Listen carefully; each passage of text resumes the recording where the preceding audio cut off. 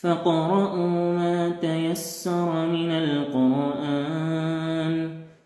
علم أن سيكون منكم مرضى وآخرون يضربون في الأرض يبتغون من فضل الله وآخرون يقاتلون في سبيل الله فاقرؤوا ما تيسر منه.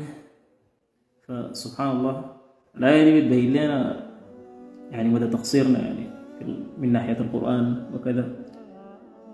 فما في أصعب من الحالات الثلاثة دي، يعني احنا نشكو ونقول مشاغل وكذا. ربنا قال علم أن سيكون منكم مرضى، المرض ما عنده حد. قال وآخرون يضربون في الأرض، وأنا ناس الأعمال الشاقة بكل التفاصيل. وآخرون يقاتلون في سبيل الله، وأنا في الميدان في ساحات المعارك والقتال. فما استثنى زول يعني بالرغم من كل المشاغل دي قال فاقرؤوا ما تيسر منه.